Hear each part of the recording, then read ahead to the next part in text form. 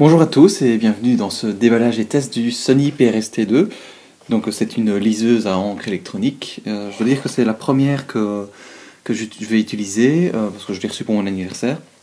Et donc je vous propose de passer directement au déballage. Donc à l'intérieur, c'est du carton spécial, enfin du carton standard. On trouve un stylet Sony en plastique, un câble micro USB standard et évidemment la liseuse Sony. Voilà. Donc j'ai pris la version noire mat.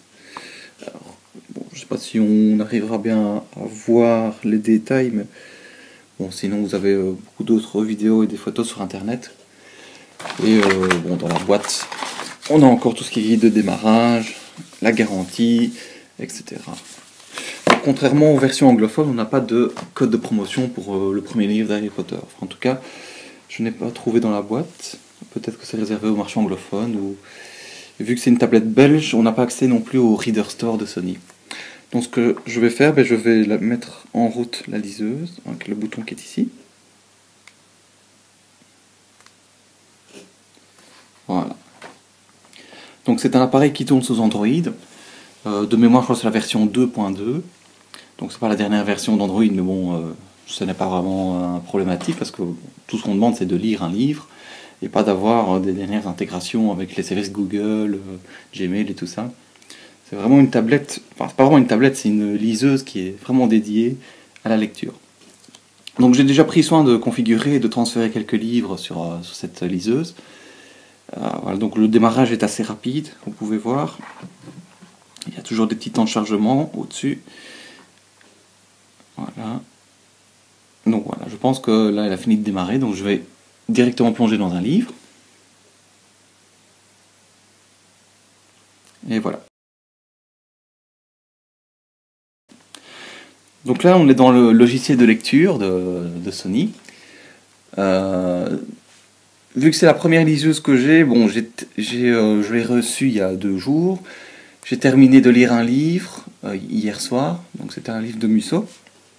Et bon, j'étais un petit peu sceptique au départ parce que bon, je me demandais, bah tiens, bon, je ne suis pas un grand lecteur à la base, mais j'avais vraiment envie de m'y remettre. Mais bon, le problème évidemment, ce sont les prix des livres sur internet. Même si on achetait chez Amazon des versions papier, ça devenait quand même assez élevé. Et j'avais pas envie de me lancer dans un club de lecture ou vraiment dans une bibliothèque. Et bon, les e-books, la plupart sont gratuits dans la littérature classique.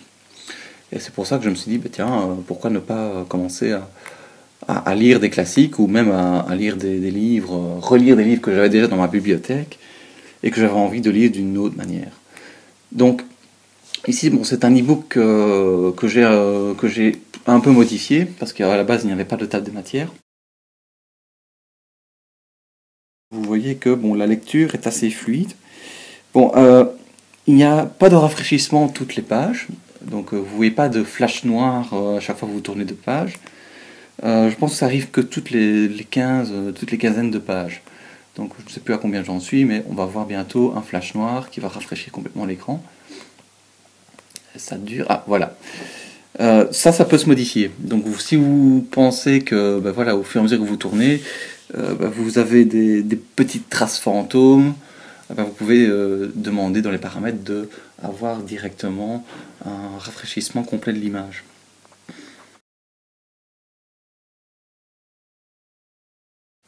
Lorsque vous n'utilisez pas le lecteur, donc il se met en veille avec en fond d'écran la pochette du livre que vous êtes en train de lire. Vous pouvez modifier si vous voulez, par exemple mettre des photos personnalisées ou bien ne rien mettre du tout. Vous pouvez également mettre un code PIN de verrouillage. On verra ça plus tard dans les paramètres de l'application. Donc pour le déverrouiller, il faut appuyer sur le bouton de mise en veille.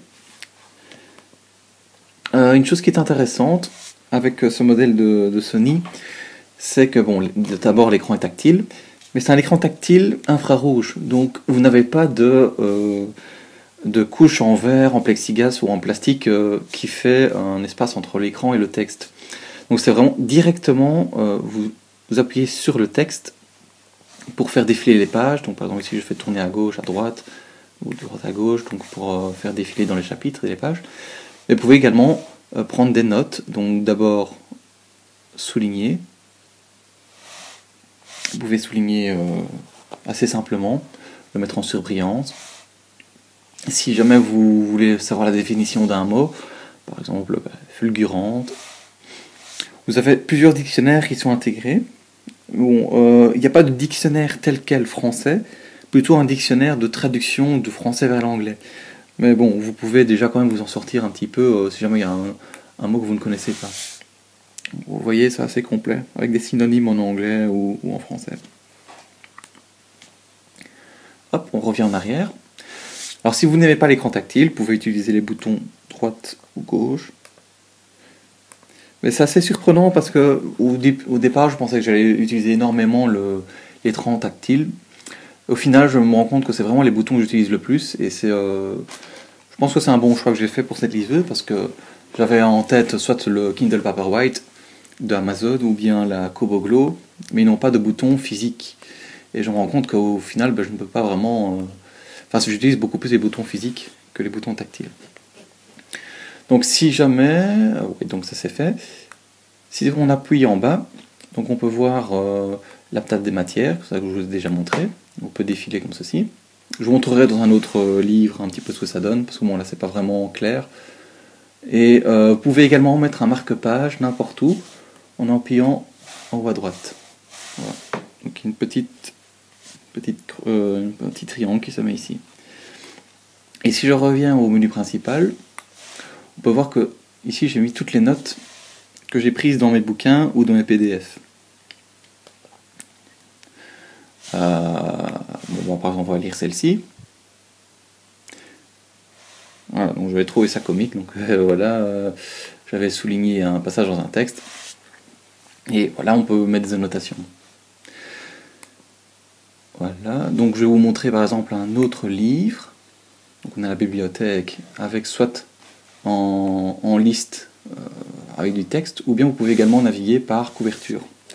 Par couverture, par titre, vous pouvez organiser par collection également, et Evernote, on verra ça un peu plus tard. Oups. Voilà. Donc si je vais par exemple dans... qu'est-ce que j'étais en train de lire? Nous les dieux, de Bernard Werber. Voilà. Donc ici la table des matières un peu plus complète. Vous pouvez également aller dans d'autres menus pour accéder aux mêmes fonctions. Donc la table des matières. Voilà. Une chose que je regrette, c'est que, bon, imaginons que je vais me balader dans la page, je saisis un numéro de page, je vais la mettre ici, 253, voilà, au hasard. Voilà. Dans la table des matières, quand on va dedans, on ne voit pas, on n'a pas de curseur qui nous indique à quel chapitre on se trouve. Donc ça c'est un petit peu dommage. Et également, on n'a pas en bas le nombre de pages restantes qu'il reste à lire dans le chapitre. Chose qu'on trouve sur les Kindle d'Amazon, je pense, et également sur l'iPad, avec iBook d'Apple. Une chose aussi qui est assez intéressante, je fais des allers-retours dans les livres.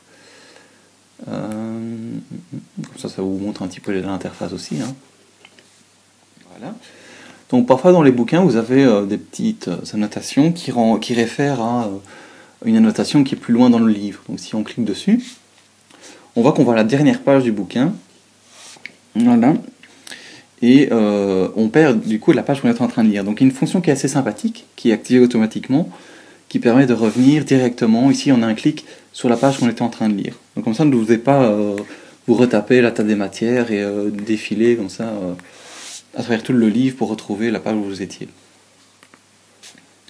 Donc voilà, je pense qu'on a fait à peu près le tour du livre, de la partie lecture, à part l'écriture manuscrite, bon, qui est un petit peu gadget, mais bon, qui permet de s'amuser un peu. Tiens, voilà, ça, il ne faut pas que j'oublie de lire. Et donc à chaque fois, chaque note que vous prenez, que vous dessinez, elle se retrouve dans l'application Notes, ici à l'écran d'accueil, dans toutes les notes. Donc maintenant, on va passer à une autre partie de la liseuse, donc les notes manuscrites, mais c'est plus une application de dessin qui peut être sympathique, par exemple quand on prend des notes en cours. Voilà, moi je fais des études informatiques, donc j'aime bien dessiner des schémas électroniques par exemple. Voilà. Hop. Donc c'est assez. Ça répond très bien l'écran. Honnêtement, je suis vraiment étonné. C'est très très agréable. Ce qui est dommage, c'est qu'on ne puisse pas zoomer pour faire des notes un peu plus détaillées. Donc c'est pareil dans l'application de lecture, on ne peut pas zoomer pour avoir des notes un peu plus précises. Donc c'est vraiment de la prise de notes ou du dessin d'appoint. On ne voudrait pas commencer à dessiner des œuvres d'art, donc c'est vraiment juste un trait de crayon. Si vous avez un besoin de mettre quelque chose par écrit, ou faire un plan. D'ailleurs, dans les dessins qui étaient proposés par défaut, on peut voir que Sony s'est un petit peu amusé avec leur application. Quoi. Une belle tasse de café de Java, pour ceux qui connaissent. Maintenant, je vais vous montrer le navigateur internet. Donc, cette liseuse, elle est Wi-Fi. Wi-Fi BGN, donc compatible avec les dernières technologies Wi-Fi. Pas assez parce qu'elle n'est pas encore sortie, les normes ne sont pas encore définies. Le navigateur, bon, c'est pas vraiment... ça va pas remplacer une tablette style iPad ou même votre smartphone. Donc c'est vraiment de la consultation internet d'urgence, j'ai envie de dire, mais qui peut vraiment dépanner quand vous avez juste votre liseuse sous la main. Alors bon, je vais vous montrer par exemple voilà une page web, montrer un petit peu comment ça se charge. Voilà. Donc on peut voir qu'ici le navigateur est multitouch, donc on peut zoomer et se déplacer dans la page. Et à chaque fois que vous relâchez votre niveau de zoom, ou vous arrêtez de déplacer la page se rafraîchit. Donc, vous pouvez voir quand même que le défilement, malgré l'encre électronique, c'est assez rapide. Mais bon, évidemment, la qualité de netteté, elle va s'améliorer uniquement quand l'image est fixe. Bon, c'est dû à la technologie de l'encre numérique. Donc, si je vais lire un lien, voilà. Voilà. Donc, une chose qui est intéressante aussi, c'est que le navigateur internet, il propose des niveaux de zoom. Je vais attendre que la page est finie de charger, parce qu'à mon avis, il y a des grosses images dedans. Quoique, bon, on va arrêter. Hop. Si vous double-cliquez, tout le texte en fait se remet en forme pour s'adapter à l'affichage. Et vous pouvez utiliser les boutons gauche et droite pour défiler la page. Voilà. Comme ceci. Donc on voit que les images, même en noir et blanc ou en couleur, c'est assez sympathique. On a un superbe camion de pompier en 3 dimensions. Donc les images, bon, s'affichent sans problème. Les images animées GIF ne sont pas prises en compte. Vous aurez juste la première image d'une animation GIF si vous regardez. Alors, chose intéressante, vous pouvez... Hop. Excusez-moi. J'étais en train de dire qu'on pouvait sauvegarder l'image. C'était parce qu'il y a des balises spéciales. Donc je vais essayer avec celle-ci. Voilà, donc si on appuie longtemps dessus, voilà. Il nous propose d'enregistrer l'image dans la bibliothèque. Donc si je reviens au menu principal, dans les applications, on peut voir dans les images que notre image internet a été sauvegardée. Voilà. Et vous pouvez faire défiler comme ceci. Donc ça, ce sont les images incluses par défaut dans le Sony. Honnêtement, pour un niveau de gris, 16 couleurs, c'est impressionnant. Bon, évidemment, bon, ça ne transforme pas une photo de vacances en œuvre d'art, mais bon, c'est assez sympathique pour faire défiler. Vous pouvez transformer votre liseuse en 4 photos, si vous voulez. Donc, je vais revenir au navigateur. Hop, on remonte jusqu'au-dessus. Voilà, on attend que ça se rafraîchisse.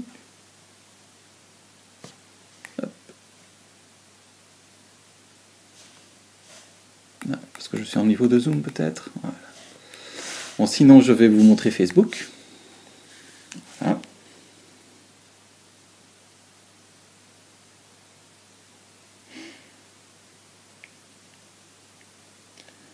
Voilà. Donc Facebook, on utilise en fait la version mobile qui est assez standard et qu'on retrouve facilement sur les interfaces tactiles des smartphones.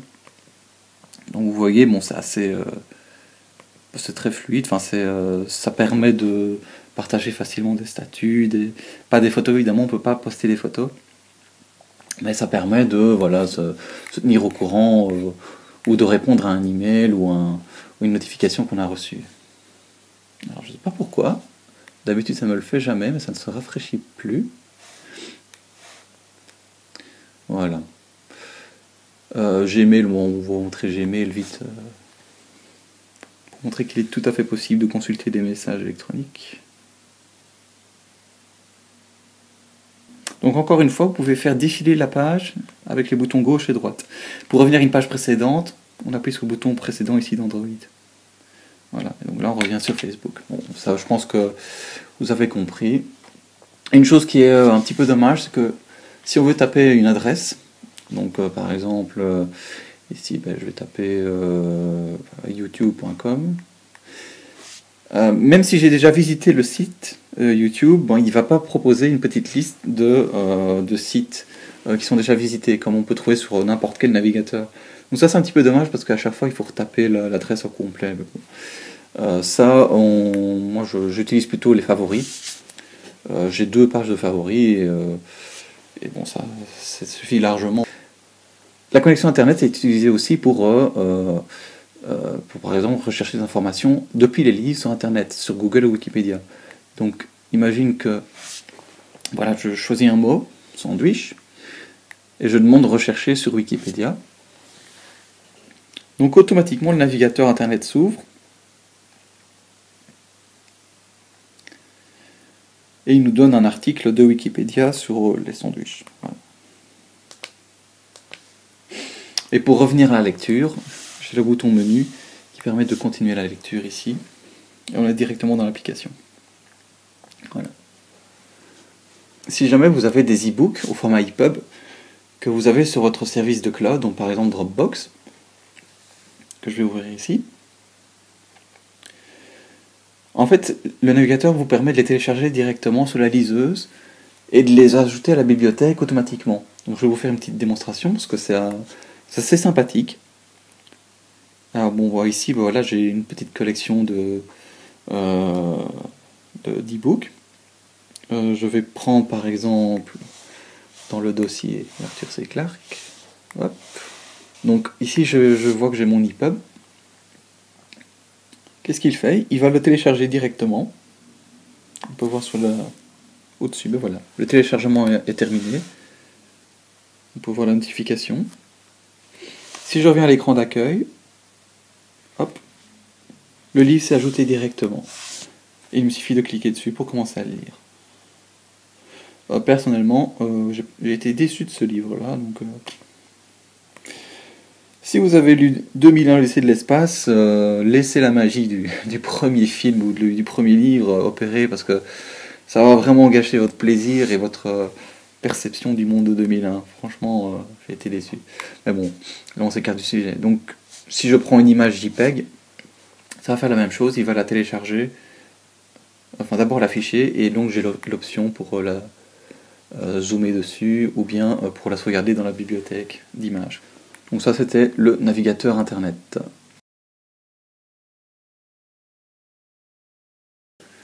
Dans les paramètres, qu'est-ce que nous avons? Donc les paramètres généraux, donc ça c'est ce qui concerne le geste tactile pour tourner les pages, la langue, le pays et tout ça. Donc à noter, si vous choisissez un pays autre que la France ou les États-Unis, vous n'aurez pas accès au Reader Store. Donc moi, vu que j'habite en Belgique, j'étais obligé de mettre off, donc j'ai pas vraiment de librairie, de bibliothèque intégrée. Réseau sans fil, bon.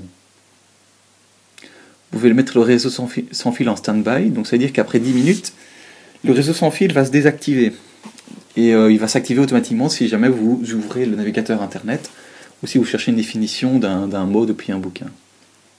La préférence d'application.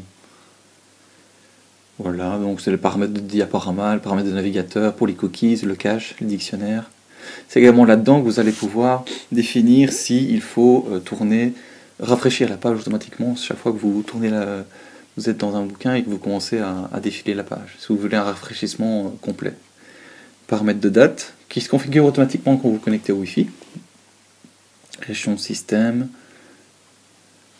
Donc c'est ici qu'on peut définir un code PIN pour le verrouillage. Donc, personnellement, je n'en mets pas parce que j'ai pas vraiment de données sensibles sur cet appareil. L'écran de veille, bon, on peut choisir soit la couverture de l'image, afficher un petit message pour dire ben voilà, il faut appuyer sur le bouton pour le réveiller, ou bien vous pouvez choisir des images pour les faire défiler sur l'écran d'accueil. Recherche de mise à jour, bon, j'ai fait la mise à jour il n'y a pas longtemps, donc à mon avis il n'y en a pas. Voilà. Et le mode démo, ben, j'ai essayé de le lancer, mais ça ne fait absolument rien, donc je ne sais pas à quoi ça sert. Voilà. Donc je vais vous montrer maintenant un petit peu le visionnage de PDF. Voilà. Alors ici, on peut voir que j'ai mis le PDF en paysage. On peut le configurer voilà, dans les paramètres ici. On peut mettre orientation. Donc ça nous met en mode portrait ou bien en paysage. A noter que si jamais vous faites des annotations manuscrites en paysage et que vous mettez en portrait, les annotations ne se marquent plus. Donc ça c'est un petit peu dommage. Donc, dans ce cas-ci de ce PDF là particulier, voilà, donc je remets en paysage. C'est beaucoup plus pratique parce qu'il était conçu pour ça. Voilà, donc qu'est-ce que j'ai fait? Ben, je vais refaire des notes manuscrites. Imaginons, voilà, j'ai une résistance, hop, je l'entoure, je dis j'ai une chute de tension, hop. Donc ça c'est vraiment très pratique pour prendre des notes de façon électronique. Donc moi pendant mes cours j'ai mon ordinateur portable et bon, avec Word et tout ça c'est vraiment pas facile de dessiner directement sur des schémas.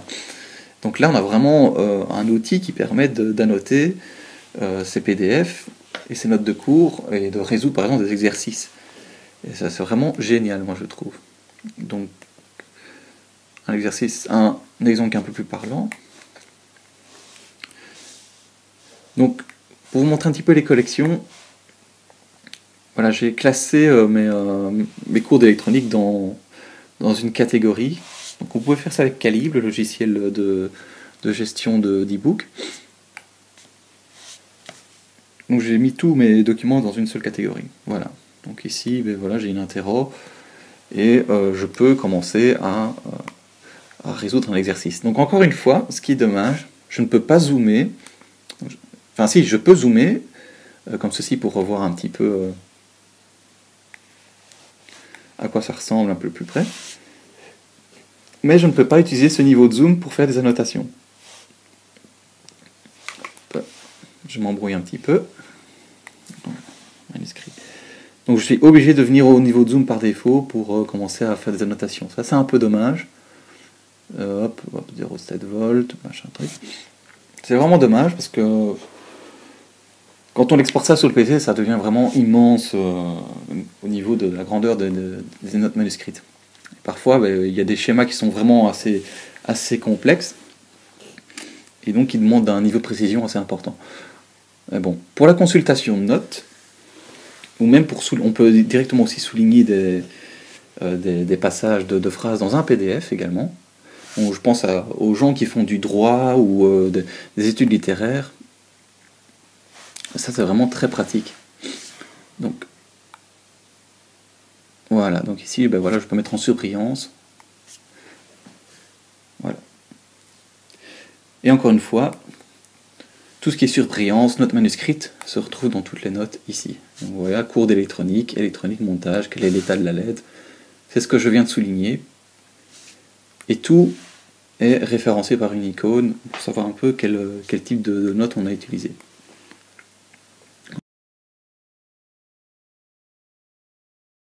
Ce que je voulais vous montrer également, c'est la synchronisation avec Evernote.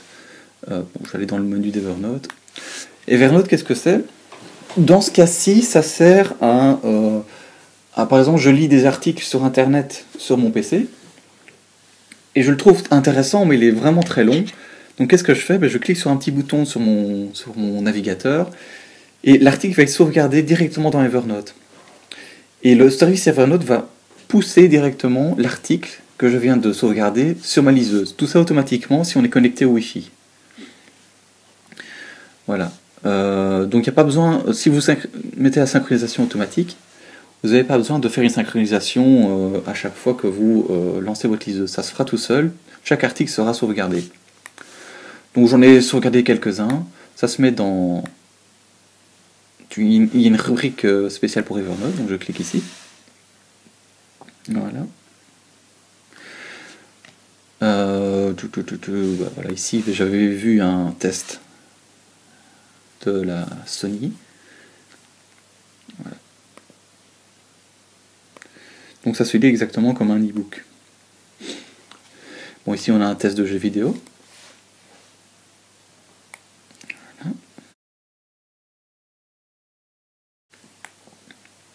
Alors il faut savoir qu'il y a deux plugins pour Evernote. Il y a le Evernote classique et il y a le Evernote Clearly.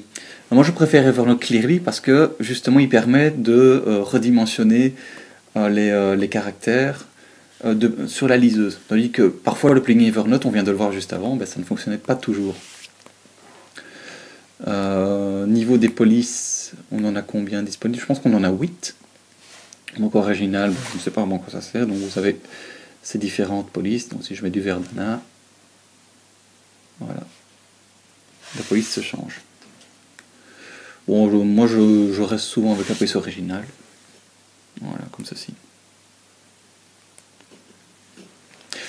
Alors une chose intéressante, c'est que chaque fois que vous lisez un article depuis d'Evernote sur votre liseuse, il sera marqué comme lu sur votre compte Evernote. Donc tout se fait sans fil et en synchronisation, et c'est assez sympathique.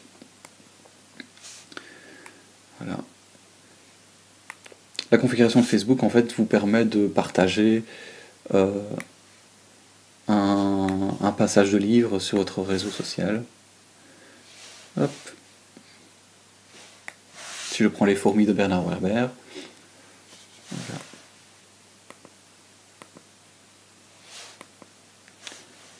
Voilà, donc si par exemple je veux faire, oups, avec la caméra devant, c'est pas toujours évident. Je prends une note ici et je peux l'envoyer à soit Evernote, donc ça va l'envoyer dans notre carnet d'adresses spécialement créé par Evernote, ou bien sur Facebook. Donc si je partage ici, je clique, et voilà, je peux mettre une annotation en plus de l'extrait du livre. Bon, je ne vais pas le faire parce que bon, sinon je vais avoir plein de notifications. Voilà. Ok. Et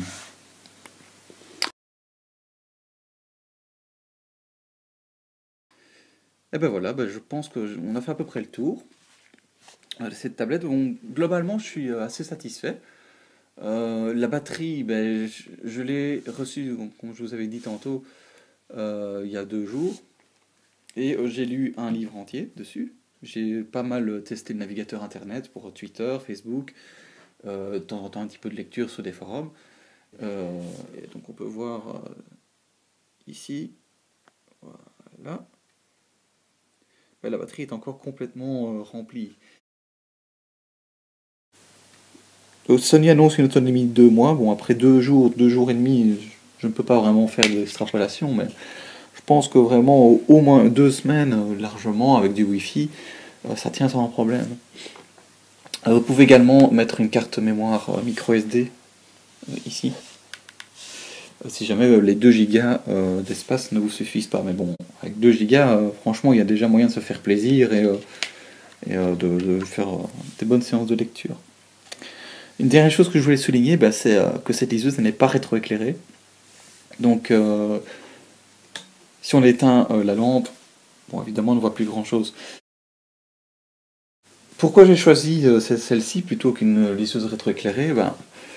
Beaucoup de gens me disent sur Internet que le rétroéclairage, finalement, on perd l'intérêt d'une liseuse à écran passif parce que on a de la lumière qui est plaquée sur l'écran, c'est vrai, mais bon, ça reste quand même de la lumière bleue, parce que ce sont des diodes LED, et de la lumière bleue, bon, on a vu que ça empêchait d'enclencher le cycle de sommeil quand on lisait au lit.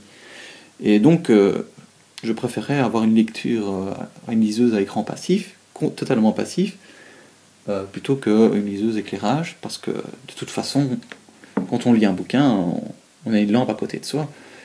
Donc voilà, donc c'était mon test complet, j'espère que ça vous aura plu.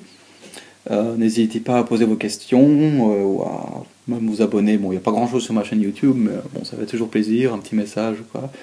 Je reste à votre écoute. Donc c'était mon premier podcast vidéo où je prenais la parole, donc j'espère que ça vous aura plu. Donc voilà. Merci, au revoir.